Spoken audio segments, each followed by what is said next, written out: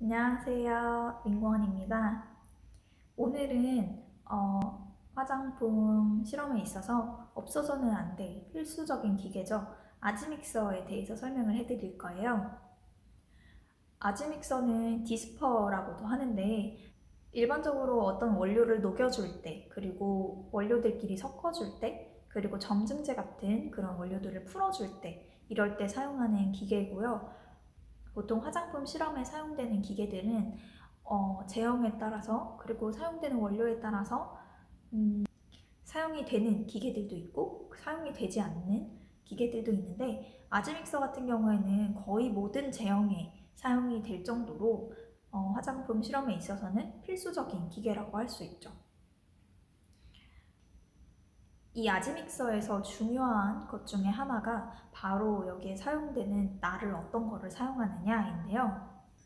보통은 두세 가지를 가지고 돌려가면서 경우에 따라서 사용을 하는데 날은 굉장히 여러 가지가 있어요.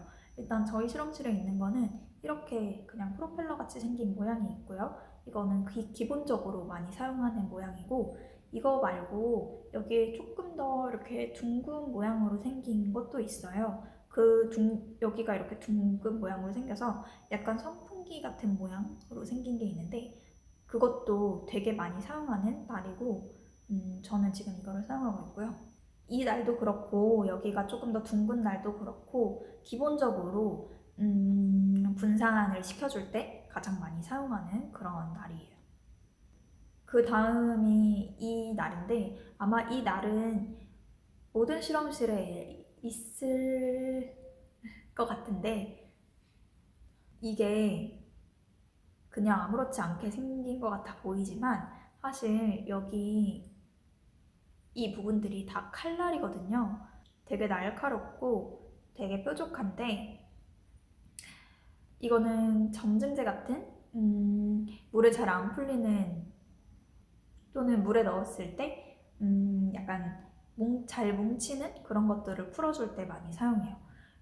이 칼날이 덩어리들을 부시면서 분산을 시켜주기 때문에 조금 더 빨리 분산이 되거든요. 제가 지금 이거를 그냥 이렇게 만지고 있지만 이렇게 보면 여기 손에 이렇게 다 뾰족하게 찍혀 있을 만큼 이게 되게 날카로운 거라서 실험할 때, 그리고 특히 세척할 때 되게 조심해서 다뤄져야 되는 그런 날이에요. 저는 이 날만 가지고 실험이 시작할 때부터 실험이 끝날 때까지 이 날만 가지고 실험을 하기도 하는데, 이 날은 점증제나 이런 것들을 빨리 풀어줄 수 있다는 장점이 있지만, 실험에 사용했을 때 기포가 되게 많이 생긴다는 단점이 있거든요. 그래서 기포가 많이 생기는 제형이거나 그러면 속도를 아주 낮게 조절을 해주거나, 아니면 이런 다른 날을 사용해서 사용을 하는 게 더 좋아요. 그러면 이제 아지믹서를 좀 더 자세히 볼 건데, 이게 제가 사용하고 있는 아지믹서고요. 그렇게 좋은 제품은 아니에요. 그냥 우리 실험실에 구비할 수 있는 싼 걸로 샀고, 제가 이 아지믹서를 고를 때 중요하게 생각을 했던 부분은 뭐냐면, 이 날 부분이 일체형이냐 아니면은 분리가 되느냐 였는데, 아무래도 이게 분리가 돼야 세척이 조금 더 쉽기도 하고, 또 상황에 따라 날을 바꿔주면서 사용할 수가 있어서, 그래서 저는 무조건 분리형으로 구매를 했고, 날을 끼우는 방법을 알려드릴 건데, 이 날을 끼웠다 뺐다 할 때 이렇게 생긴 거를 많이 사용하거든요. 이걸 끼울 때는 어떻게 하냐면, 이 날을 잡고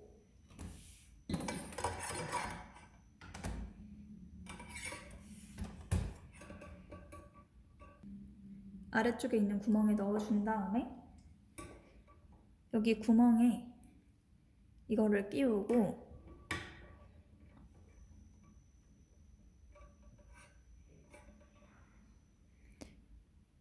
여기 날을 잡고 이거를 이렇게 돌려줘요. 그러면은 이렇게 끼워져요. 뺄 때는 똑같이 이거를 여기 넣고 이걸 반대쪽으로 돌려주면 되고요. 그러고 나면 이거를 이렇게 뺄 수 있어요. 우리는 지금 이거를 사용할 거니까 다시 끼워 넣을게요.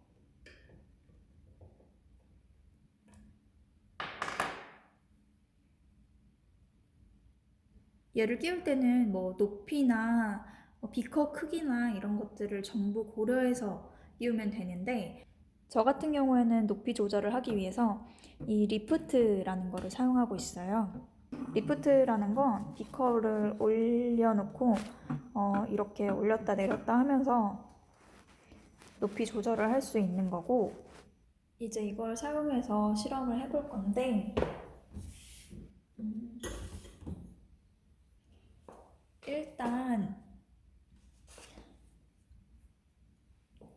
일단은 물이 들어간 비커를 여기다가 넣어주겠죠. 근데 이때 이 패들의 위치는 이 액상의 중간 정도를 선호하시는 분들도 있고요. 또 비커에서 최대한 아래쪽으로 붙이는 걸 선호하시는 분들도 있는데, 저 같은 경우에는 좀 아래쪽에 붙여서 사용을 많이 하는 편이고요. 둘 다 상관은 없지만 하면 안 되는 거는 이렇게 칼날이 액체의 윗면에 닿아 있을 때, 이렇게 사용하면 안 되는 이유는 이렇게 했을 때는 물론 뭐 섞이거나 이런 게 잘 안 되는 것도 그렇지만 기포가 정말 많이 생기거든요. 그래서 패들은 물 위로 올라오지 않게 물에 잠기게 해서 사용하는 게 좋아요.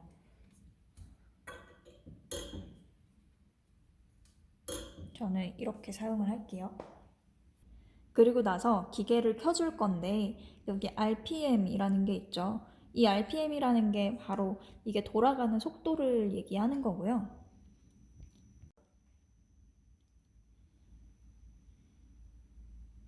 이걸 높여주면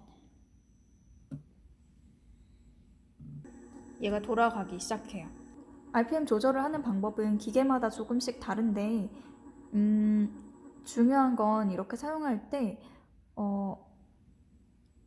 시작부터 갑자기 확 높은 RPM으로 시작하면 액체가 넘치거나 아니면 비커가 돌아가거나 할 수가 있고, 또 이 모터에도 좀 부담이 될 수가 있어서 천천히 올려주는 게 좋아요. 또 지금 보면은 속도가 이렇게 올라가죠. 제가 설정한 속도까지 올라오는데 어느 정도 시간이 걸리는데, 그 상태를 확인하지 않고 이거를 여기까지 높이 올려버리면 얘가 어떻게 될지 모르니까 어느 정도는 얘를 조금 더 기다려주면서 속도를 올리는 게 좋아요.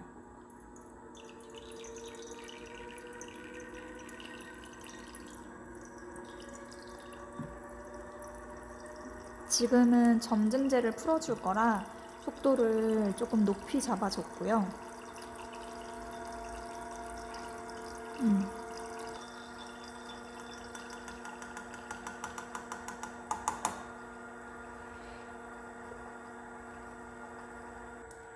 지금 이렇게 점증제를 풀고 있는데, 점증제 같은 경우에는 나중에 또 점증제에 대해서 따로 얘기를 할 거지만, 물에 풀었을 때 바로 점도가 오르는 애들이 있고 물에 풀었을 때 바로 점도가 오르지 않는 애들이 있어요.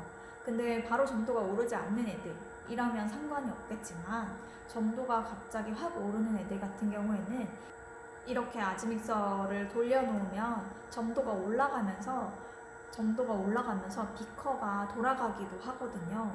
그런데 이럴 때 RPM을 너무 세게 해놓으면 비커가 갑자기 휙 돌아가면서 깨지거나 아주 최악의 경우에는 날아가거나 이런 위험한 상황이 발생할 수도 있기 때문에 손으로 잡아주거나 아니면은 잘 지켜보고 RPM을 조절을 해주거나, 아니면 또 이거를 잡아주는 기구가 있어요. 그런 걸로 이거를 잡아주거나 하는 그런 그런 것들이 필요하고요. 되게 간단해 보이는 기계지만 어떻게 사용하느냐에 따라서 굉장히 위험해질 수도 있는 기계이기 때문에 굉장한 주의를 요하는 기계이기도 해요.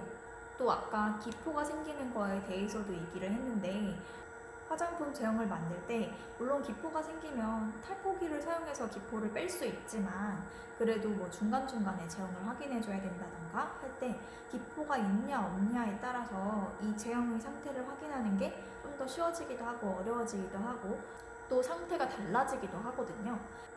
그래서 기포가 생기지 않게 또는 기포가 덜 생기게 작업을 해주는 게 좋아요. 그래서 이 아시믹서라는 게 되게 단순해 보이는 기계고 그냥 어렵지 않고 그냥 섞어주면 되는 건데 이 아지믹서를 사용해서 뭔가를 해주는 것들도 그냥 섞어주는 단계라서 뭐 어려운 단계는 아니지만 그래도 주의해서 잘 사용하는 게 실험에 굉장히 중요한 요소가 될 수 있어요. 화장품을 만들 때 물론 어떤 사람이 만들어도 똑같은 상태로 제형이 결과물이 나오는 게 당연하고 그렇게 하는 게 맞기는 하지만 어떤 연구원이 만들었냐에 따라서 결과물이 조금씩 차이가 나기는 하거든요. 그거를 바로 손탄다 라고 얘기를 하는데 그런 것들이 차이가 나는 이유가 바로 이런 과정들을 어떤 식으로 진행했느냐에 따라서 조금씩 차이가 나게 되는 거죠.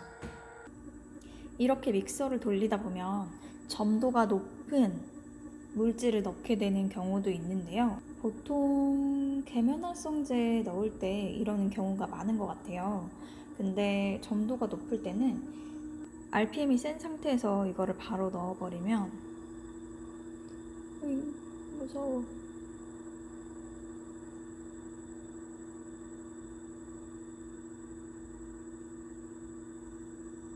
우와 이렇게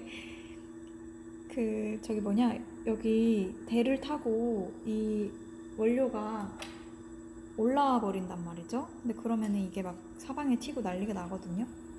잠깐만요. 만약에 이렇게 된 경우에는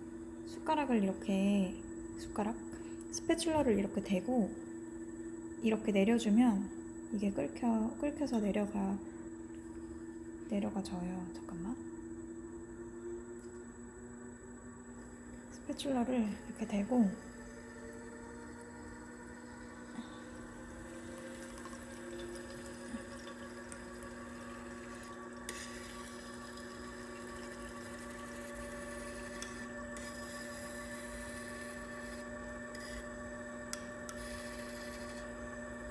이렇게 해주면 되고 원래는 애초에 이렇게 될 상황을 만들면 안 되겠죠. 그래서 항상 이렇게 점도가 높은 걸 넣을 때는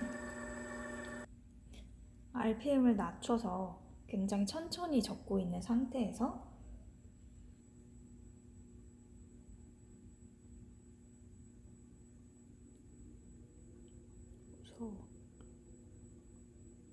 이렇게 넣어주면 크게 문제 없이 들어가지죠. 다 쓰고 속도를 줄일 때도 확 꺼버리지 말고 속도를 천천히 줄여주는 게 좋아요.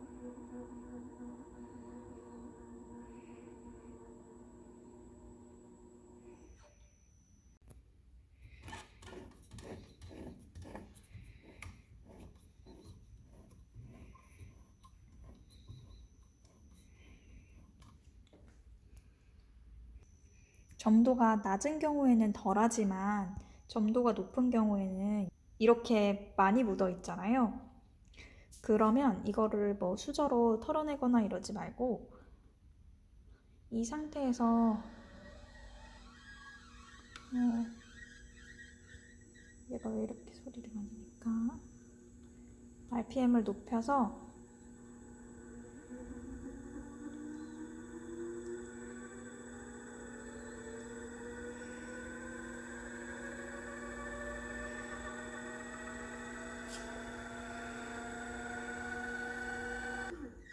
털어주면 돼요. 이 상태에도 점도가 많이 높은 경우에는 여기에 꽤 많이 묻어 있는데 그런 경우에는 RPM을 높인 다음에 작은 수저로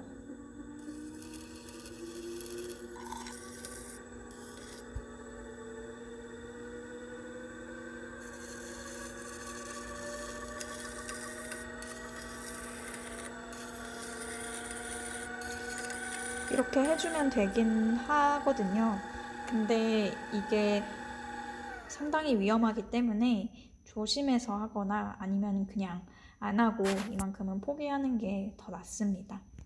이렇게 아즈믹서를 사용하는 방법에 대해서 알아봤는데요. 저울도 그렇고 아즈믹서도 그렇고 사용 방법 자체가 어려운 기계들은 아니에요. 사용 방법은 두 가지 다 아주 쉬운 기계들인데 아즈믹서 같은 경우에는 제형과 상관없이 대부분의 제형에 모두 사용하는 기계이기 때문에 화장품 실험에 없어서는 안 될 필수적인 아이이기도 하고 또 유화 실험 같은 경우에는 대부분 호모믹서를 사용하기도 하지만 어떤 경우에는 예를 들어서 콜드 프로세싱 유화제를 사용하는 경우에도 그렇고 아니면 WS 제형을 만들 때 일부 제형에서도 그렇고 아즈믹서를 사용해서 유화를 하는 경우도 있고 그렇기 때문에 저는 아즈믹서는 화장품 실험실에 없어서는 안 될 기계라고 생각을 해요. 그런 만큼 다양한 상황에서 사용하는 방법을 잘 알고 있으면 그만큼 실수도 줄어들고 실험을 할 때도 좀 더 편안하게 그리고 좀 더 정확하게 또 안전하게 할 수 있을 거예요. 지루할 수도 있었던 내용이었을 텐데 끝까지 영상 보시느라고 너무 고생 많으셨고 다음에는 또 다른 기계를 사용하는 방법을 알려드리도록 할게요. 안녕.